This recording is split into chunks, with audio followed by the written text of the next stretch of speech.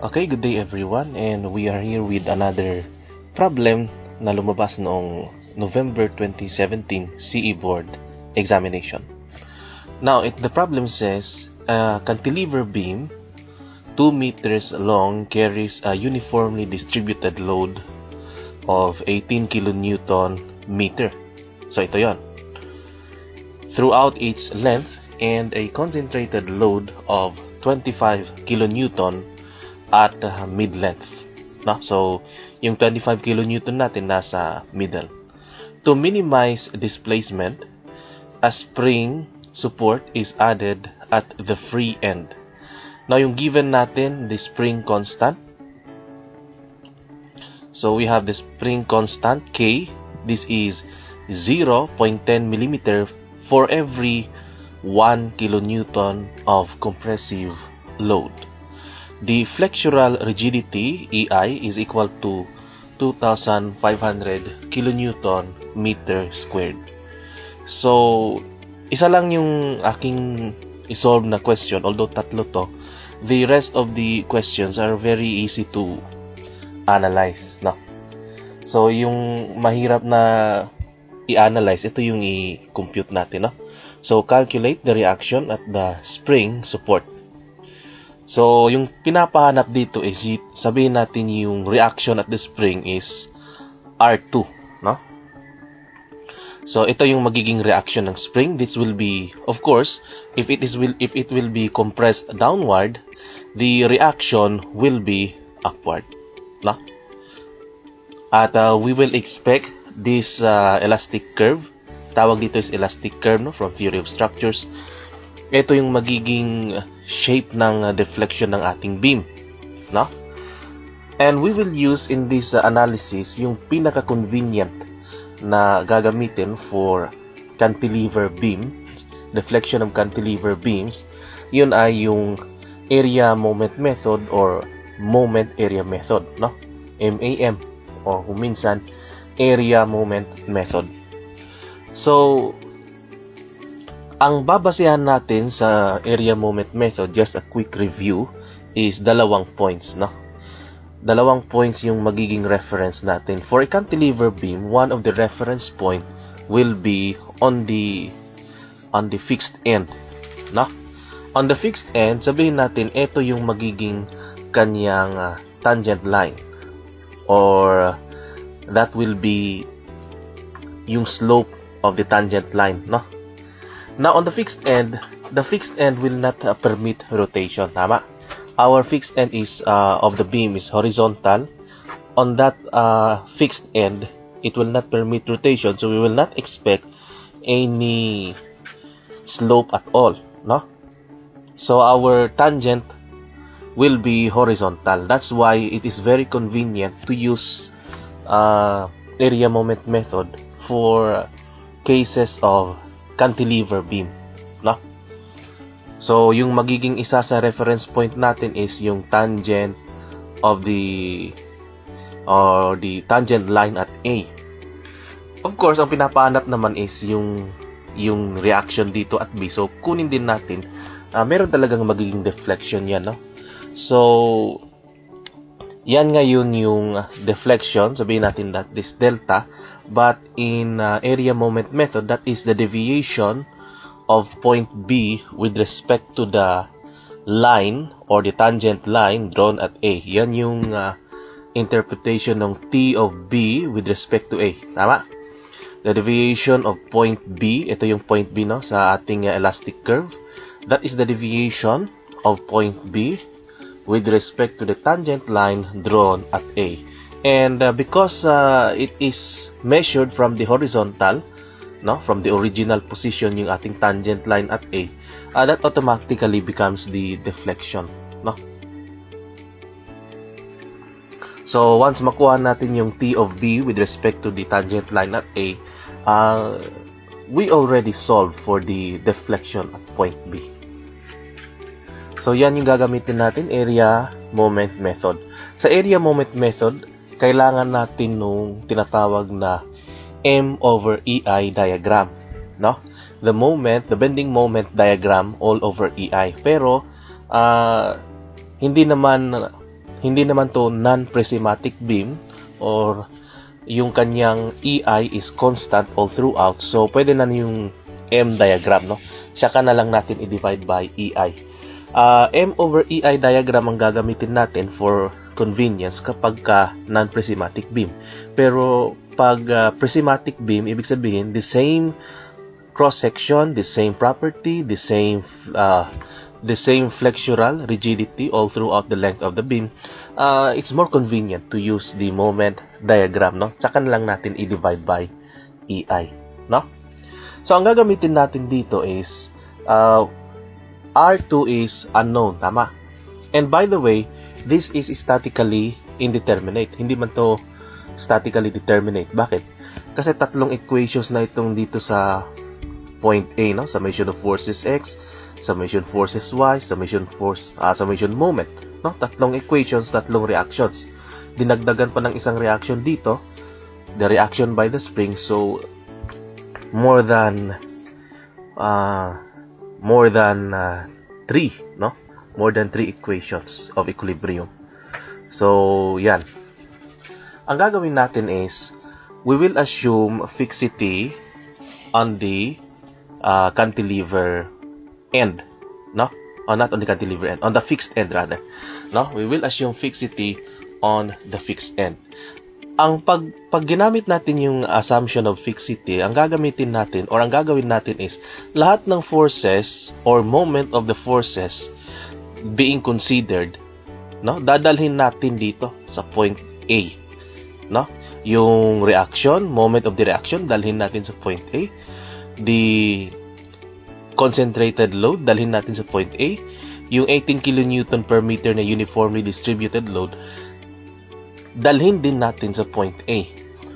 Ngayon, ang shortcut nito is, ang gagawin natin, pagka positive or pagka upward yung kanyang ating force, no? Like this one, itong ating reaction, automatic, pataas yan yung kanyang moment diagram, no? Pero by parts yung ating ginagamit, no? Ito namang 25 kN pababa, no? 25 times 1. Tapos ito namang 18 kN per meter pababa din kasi pababa itong ating force. So pag ganyan, no? What is the guide? Kasi nasanay tayo from mechanics of deformable bodies, dumadaan pa tayo ng shear diagram. Tapos tsaka pa tayo mag-moment diagram, no? Pero itong ginagawa natin, this is already shortcut, no? We have the force, we have the loadings. Ang gagawin natin is moment diagram, pero by parts. Again, dito tayo mag-assume ng rigidity, no? Dito tayo mag-assume ng fixity at point A. So, ganito. Bahin ko ng kulay. Pagka point loading, yung kanyang shear diagram is rectangular, tama? Or this is 0 degree, no? So, yan yung magiging shear diagram niya. Yung moment diagram niya is first degree or triangular, no? Okay, so that is already 1 degree. So, itong ating R2, which is a point loading, no, pataas, point loading, yung kanyang magiging moment diagram, no, na dinala natin dito sa point A, that will be triangular, no? So, that will be R2 times 2. The moment at point A, that will be 2 times the lever arm R2. Or R2 times 2, that is 2R2. No? Dinala natin siya sa point A. Ngayon, ito namang ating uniformly distributed load. Halimbawa, pag itong ating loading is uniformly distributed load, yung kanyang corresponding shear diagram is triangular, 1 degree. And kanyang magiging moment diagram will be 2 degree curve, no? Parabolic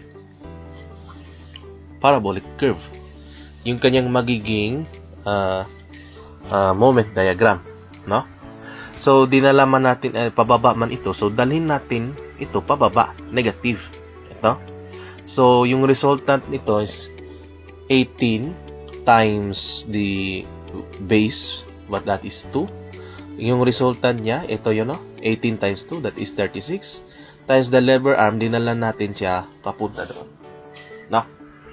So, yung kanyang shape, dito is negative 18 times 2 times 1. This is equal to negative 36 kilonewton per meter. Ngayon, ito namang ating point loading, no? Erase ko lang to. Itong ating point loading.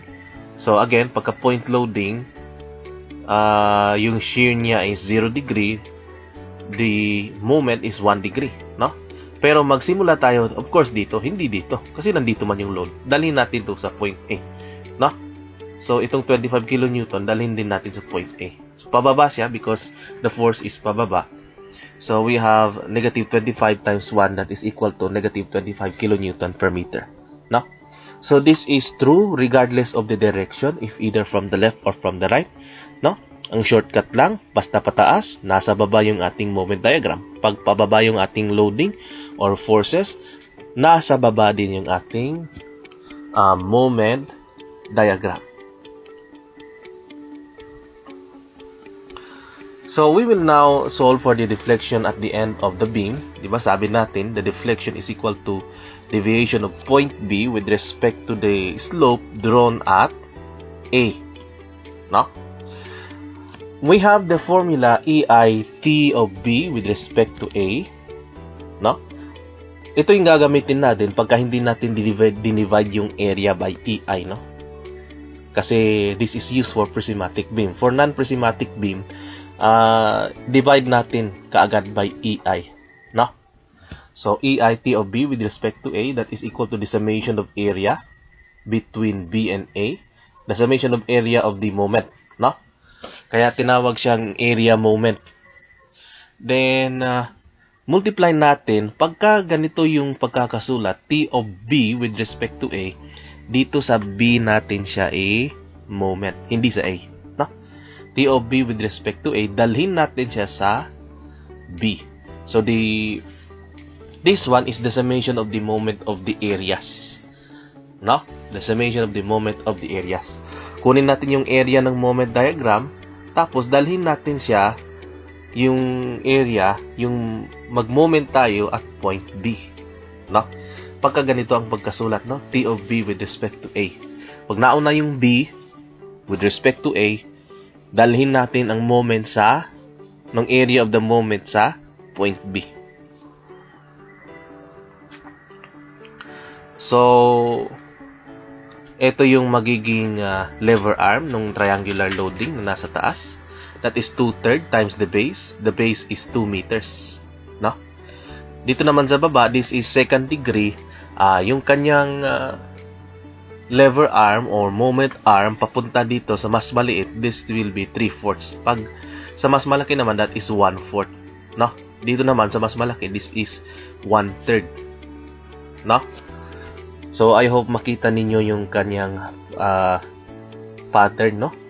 Pagka second degree, 1/4 sa mas malaki, 3/4 sa mas maliit. So we have 3/4 times 2, that is the moment arm. Tapos ito, the moment arm is equal to 2/3 of the base. Ito yung 2/3 times 1, no? Tapos dinalaman natin siya sa point B, so plus 1. 2/3 times 1 plus 1. So kunin muna natin yung positive area. We have 1/2 times 2 times 2R2. Ito yung moment, no? Area nito, 1/2 times base, which is 2 times height, 2R2, times 2/3 times 2, the moment arm.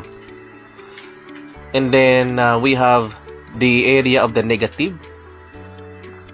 Ito yun, no? Area ng second degree spandrel not necessarily equals to 1/3 base times height. Tandaan ninyo, kailan gagamitin yung 1/3 base times height? Gagamitin lang yan pagka yung slope niya at one end is 0 degree. No? Hindi natin pwede gamitin yung 1/3 base times height for the area of the spandrel if the slope at the end is not 0. No? So, gagamitin lang natin yung 1/3 base times height para sa second degree spandrel pagka ang slope niya at the end is 0 degrees. Okay? Sigurado man tayo na 0 degrees yan. No? So, we have 1/3 times the base. The base is still 2 meters. The height is eto yon, no? Negative 18 times 2 times 1, this is negative 36. Kaya lang, minus na kaagad yung ginamit natin. So, no need na. No, minus. Tapos, itong moment of the area of this one, no? This is equal to the area 1/2 times the base, that is 1 meter, times the height, this is 25 kilonewton meter. No? Times yung moment arm, ito yun, no? 2/3 times 1 plus 1. So, yung result niya, by calculation, we have 2.667 R2 minus 36 minus 20.833. So, i-divide lang natin both sides by EI, no? But our EI is 2,500 kilonewton meter squared. So, the T of B with respect to A, that is our delta, that is equal to 2.667 R2 minus, i-add natin itong dalawa, 56.833 all over 2,500. So, we have now the equation, but our equation still involves two unknowns. No? We have the delta and we have the reaction. Ayan na nga yung pinapahanap. No? So, this is considering the deflection at the end of the beam. Ang ating kinonsider na mga forces is the downward force, no? The downward force, the downward uniform loading, and also the upward reaction, no? R2. So, na-consider na ito.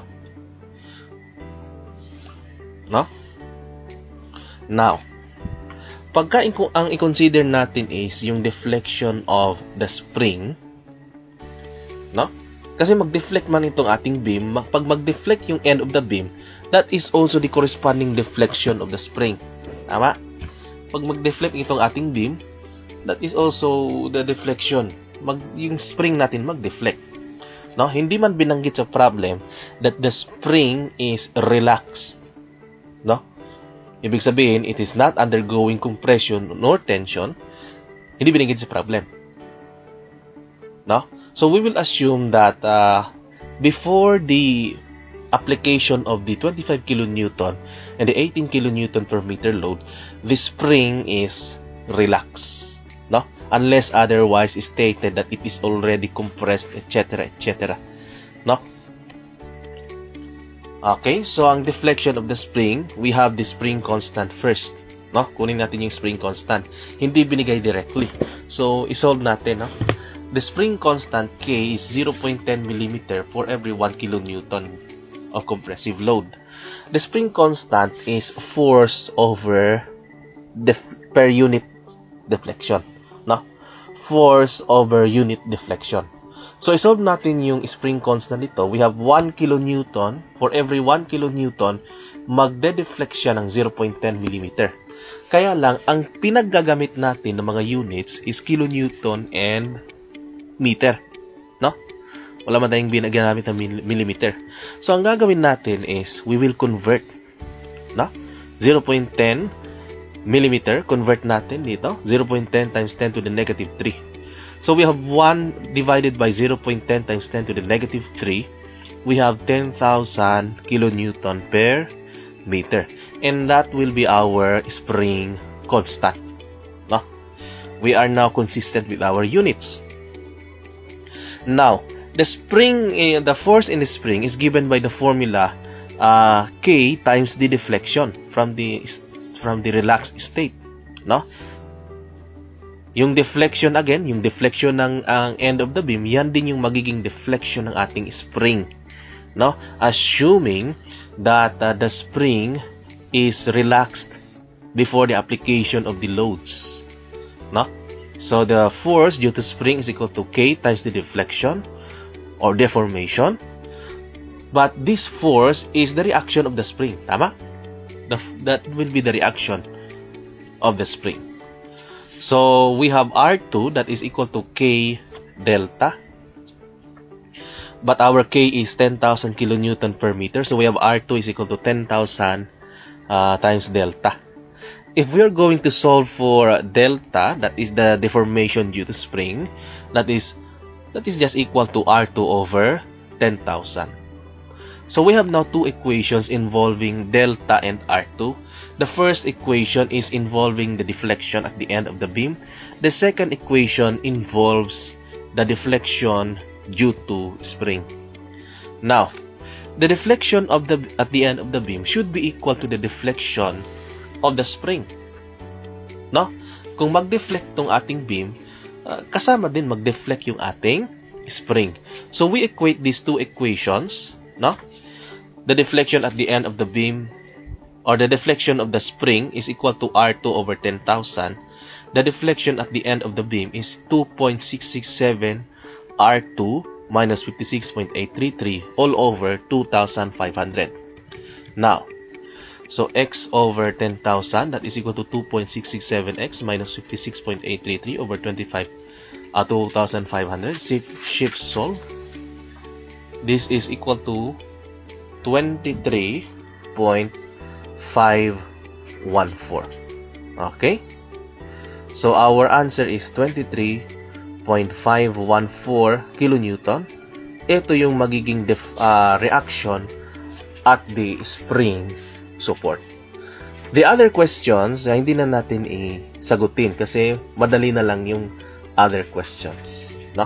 So ito lang yung medyo mahirap, no? So situational man yung ating pisad. So pagka cantilever beam, ang pinakamaganda is itong ating moment area method or area moment method.